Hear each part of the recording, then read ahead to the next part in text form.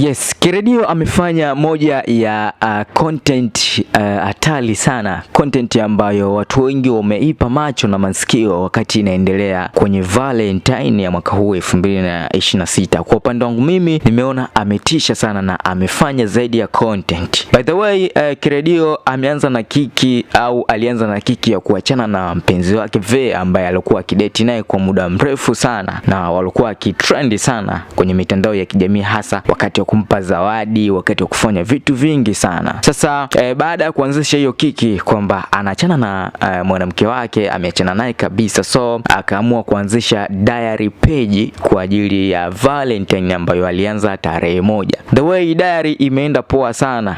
Kuna watu wengi sana wameweza kuwashirikisha wadada, ameweza kuuliza maswali tofauti tofauti kuhusiana na maisha, changamoto za mahusiano. Ukija kufuatilia pale kuna vitu vingi sana ambavyo ameweza kuviongea, lakini pia ameweza kufanya matangazo mengi sana kwenye zile content zake alizokuwa anafanya. Nadhani hii itakuwa imemuingizia pesa nyingi sana, kwa sababu moja interview ambazo nimeweza kuzisikia kwenye baadhi ya media kuhusiana na Kiredio kuweza kuingiza pesa kwenye diary page ambayo ameweza kuiandaa mwaka huu kwa ajili ya Valentine Day. Inasemekana amepiga zaidi ya milioni 20, na ni kweli ukija kuangalia hata numbers amepiga viewers wengi sana kwa upande wa Instagram na TikTok, huko jamaa ameumiza sana, lakini kitu kikubwa amefanya matangazo mengi na nadhani ndo amempatia hizo pesa.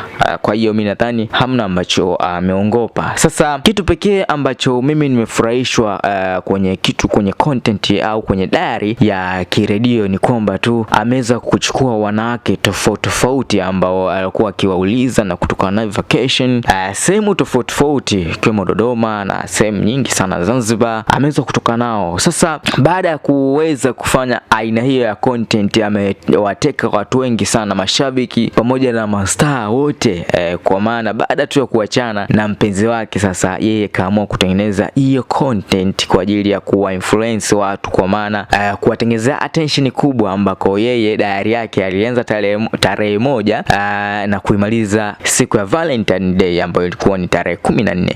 Sasa issue hii bwana imewatengenezea attention watu wengi sana na kuweza kuweza kusubiri kuona je, ni nani ambaye ataweza kutangazwa siku ya Valentine Day. Kumbuka siku za nyuma alishaachana na mwanamke wake, so hicho kitu ndo kimewafanya watu wengi kuwa attention au kupay attention kuhusiana na kile ambacho alichokuwa akikifanya. So kitu ambacho pia nimependa ni kwamba ametumia ngoma za wasanii wengi tofauti tofauti ikiwemo Mario, Diamond Platinum. Ngoma za Diamond naona ndo zimetumika sana kwenye zile content za Kiredio, lakini pia akatumia nyimbo za Fina, akatumia nyimbo za Nandi pia.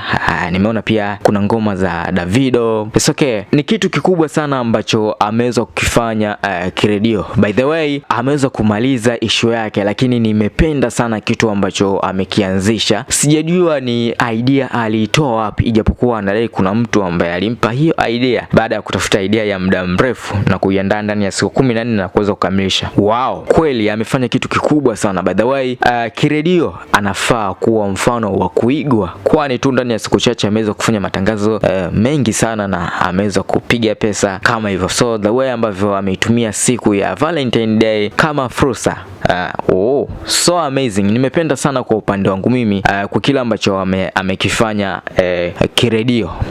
Lakini kitu pekee ambacho nimekipenda, kuna mdada mmoja hivi alikuwa anaitwa Irene, dada bonge hivi, nadhani hata kwenye namba za viewers amepiga vizuri sana kwenye ile video. Mdada amechangamka sana, kati ya dada ambao nimewapenda yule mdada kibonge bana, wanasema ni kibonge mwepesi. Nimependa sana. So kwa upande wangu mimi sina mengi ya kuongea, lakini nimpe shout out Kiredio kwa kuweza kuwateka watu kwa kipindi hiki cha siku 14 wakiwemo mastaa kama kina Diamond Platinum, kina Nandi. Nimeona komenti nyingi sana za mastaa kwenye peji ya Instagram ya Kiredio. So amazing, na Kiredio bana anafaa kuwa mfano wa kuigwa, na alichokifanya mimi nasema ni zaidi ya content bro. So amazing, appreciate bro. Kumbuka tuna appreciate kwa mtu ambaye anafanya kitu kizuri na ni kikubwa pia. Dondosha komenti zako afu tuambie kwa kile ambacho ameweza kufanya Kiredio, unakionaje? Kumbuka hii ni Mponela Update. Nenda pale YouTube andika Mponela Update, then subscribe ili uwe unapata zile taarifa zote ambazo zimekuwa zikifanya vizuri. Mimi kwenye kipaza, mimi ni Saden. Bye bye.